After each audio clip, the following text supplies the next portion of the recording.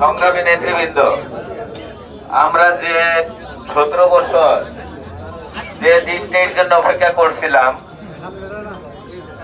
যে একটি নির্বাচনের জন্য এবং স্বৈরাচারী শেখ হাসিনার পতন, আর একটি দাবি ছিল আমাদের নির্বাচন।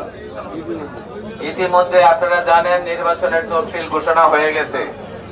আমি আর কিছু বলতে চাই না। এখন কি ঘরে বসে থাকার সময় আছে? মায়েরা, কাউকে ডাকতে হবে, কারো রাত ভাঙাইতে হবে। আমরা কি করব? আপনারা জানেন গতকাল মির্জা আব্বাস একটা কথা বলছে, ভারপ্রাপ্ত চেয়ারম্যান একটা কথা বলছে, আমাদের মহাসচিব মির্জা ফখরুল ইসলাম আলমগীর সাহেব একটা কথা বলছে। আপনাদের প্রার্থীর পছন্দ না হইতে পারে, আপনাদের প্রার্থীর ব্যবহার খারাপ হইতে পারে, আপনাদের প্রার্থীর 19 থেকে 20 হইতে পারে, বাট আমরা কার দল করি?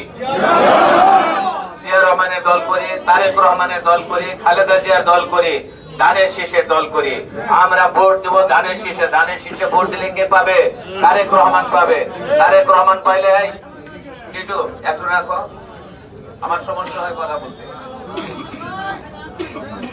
ধানের শীষে যদি ভোট দেওয়া হয় তাহলে তারেক রহমান এই ভোটগুলি পাবে নাকি?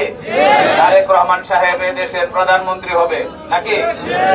কাজেই আমি আবারও আপনাদের কাছ থেকে, নয়ন একটু শুনো ভাইয়া, এখানে সব কিন্তু নেতৃত্ব স্থানীয় লোকই আছে। আমি হাত জোর করে আল্লাহর হস্তে আপনাদের কাছে ক্ষমা চাই আমার ব্যবহারের জন্য এবং আমার কৃতকর্মের জন্য, যদিও আমি করি নাই। যদিও